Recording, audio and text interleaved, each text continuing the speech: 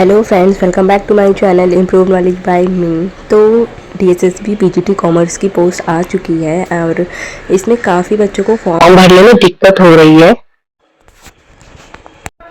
क्योंकि इसमें जो है फ़ोटो का साइज़ रीसाइज़ करते वक्त और उसे अपलोड करते वक्त काफ़ी ज़्यादा प्रॉब्लम हो रही है बच्चों को। तो इसी के लिए मैं यहाँ पे आपके पास सोल्यूशन लेकर आई हूँ।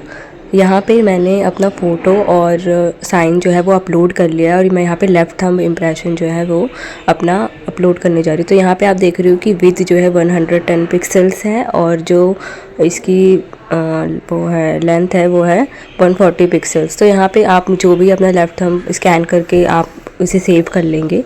उसके बाद आप इसे यहाँ पे पेंट में ओपन विथ पेंट करके खोलूँगी। मैं आपको दो ऑप्शंस बता रही हूँ जिसमें से आप कर सकते हो। पिक्सल सेलेक्ट करके यहाँ पे मैंने यहाँ पे 110 हॉरिजॉन्टल में और वर्टिकल वो अपने आप ले लेगा, वो करके सेव कर लिया है मैंने यहाँ पर। तो ये आपका पहला है, लेकिन इससे भी कई बच्चों को बहुत ज़्यादा प्रॉब्लम होती है कि इससे समटाइम नहीं हो पाता है। तो आप यहाँ पे गूगल पे रीसाइज इमेज ऑनलाइन करके सर्च करेंगे तो यहाँ पर ये वाली साइट ओपन हो जाएगी रीसाइज इमेज करके।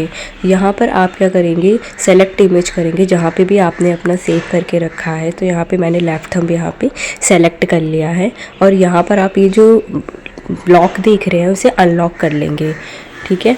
और यहाँ पे विड्थ देखो, यहाँ पे कितनी थी 110 और हाइट थी इसकी 140। तो यहाँ पे आप पिक्सल्स सेलेक्ट कर लेंगे, क्योंकि पिक्सल्स नहीं होगा तो आपको सेलेक्ट करना पड़ेगा, ठीक है। और वो 72 DPI रहेगा। क्वालिटी आप 90% 100% रख सकते हैं और याद रहे कि जो भी आपकी फ़ोटो है वो JPG में ही होनी चाहिए, ठीक है।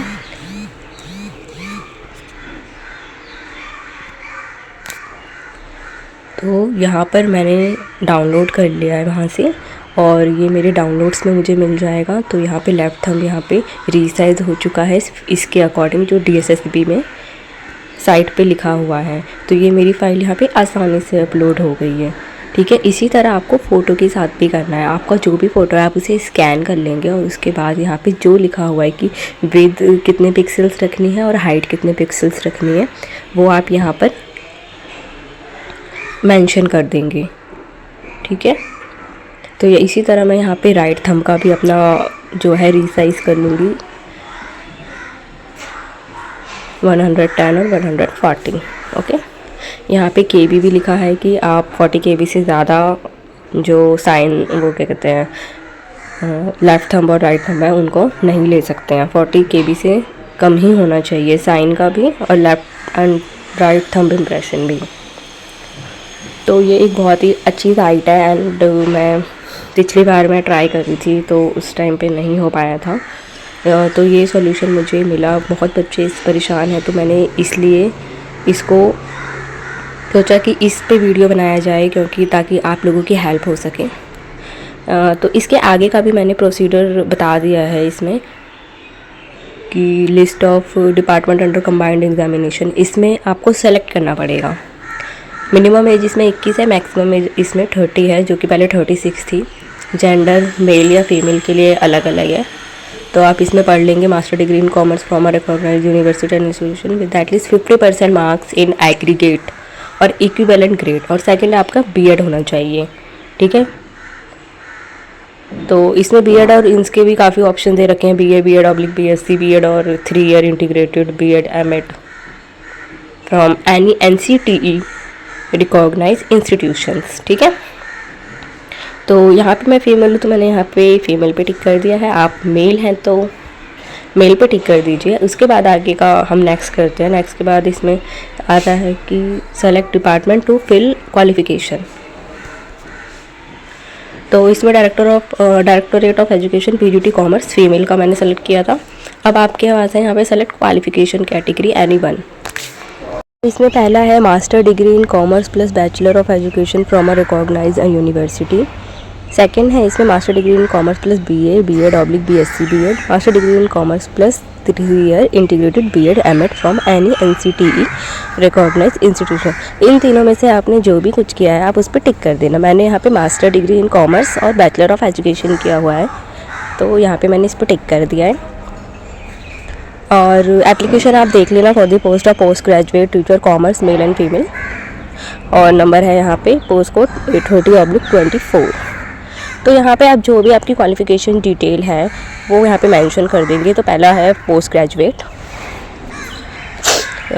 जिसमें मैंने मास्टर डिग्री इन कॉमर्स, और परसेंटेज वगैरह स्टेट कहाँ से किया है, और बोर्ड ऑब्लिक यूनिवर्सिटी, ये सब मेंशन कर दिया। मैंने अदर सेलेक्ट किया है यहाँ पे इग्नू से, और यहाँ पे फिर हम बीएड करेंगे। इसमें काफ़ी कॉलेजेस ऐसे हैं, मतलब ज़्यादा तो ऑप्शंस नहीं है, तो आप अदर करके अपने कॉलेज का नाम लिख देना इस पर। तो बीएड मैंने हरियाणा से किया है, CRSU से, तो वो मैं यहाँ पे सेलेक्ट कर दूँगी। यहाँ पे CRSU लिखा था लेकिन कुछ अलग तरीके से इसमें लिख रखा था, तो यहाँ पे मैंने अदर करके CRSU का चौधरी चरण सिंह यूनिवर्सिटी मेंशन कर दिया है।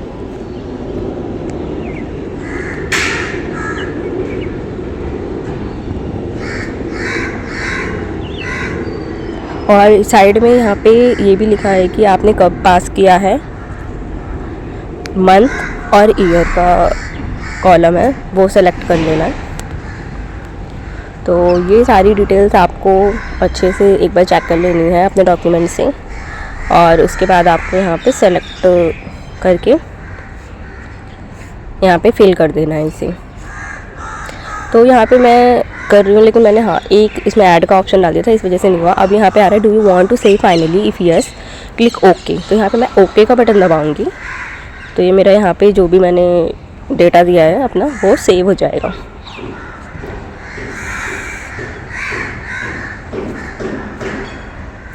तो ये मेरी एप्लीकेशन यहाँ पे पूरी हो चुकी है, ठीक है। ये सब आप देख लेंगे, यहाँ पे डिक्लेरेशन दी गई है, उसे भी एक बार पढ़ लेंगे कि जो भी मैंने ऊपर डिटेल्स दी हैं वो ट्रू हैं। और I also declare that I have submitted only one application for one post, कि मैंने सिर्फ एक ही एप्लीकेशन के लिए, एक ही पोस्ट के लिए एक ही एप्लीकेशन फॉर्म को फिल किया है। और सी में है I have read all the provisions mentioned in the advertisement and notice of examination carefully, जो कि on the website of DSSB, and I hereby undertake to abide them. D में यहाँ पे लिखा है I understand that in the event of information being found false और incorrect at any stage prescribed in the notice और any ineligibility being detected before or after the examination, my candidature selection appointment is liable to be cancelled and terminated automatically without any notice to me, and action can be taken against me by the DSSB. E में है the information submitted herein shall be treated as final in respect of my candidature. आपको सारी terms and conditions को पढ़ लेना है और अपने उससे आपको सारी की सारी ट्रू इन्फॉर्मेशन देनी है। तो आपके बाद आपको उसे सबमिट कर देना है। डिक्लेरेशन सेलेक्ट करने के बाद तो आपको यहाँ पे DSSB एप्लीकेशन नंबर रिसीव हो जाएगा, उसको आपको संभाल के रखना है और जब भी आप लॉगिन करोगे तो भी आपको मिल जाएगा। यहाँ पे मैंने सेलेक्ट पोस्ट अप्लाइड किया है ना, यहाँ पे पोस्ट ग्रेजुएट टीचर कॉमर्स करके। तो अगर आपको देखना है कि एप्लीकेशन नंबर, तो यहाँ पर आप सेलेक्ट करेंगे तो आपको यहाँ पे एप्लीकेशन नंबर आपका दिख जाएगा और डेट ऑफ सबमिशन दिख जाएगी। वीडियो अच्छी लगी हो तो वीडियो को लाइक ज़रूर करें।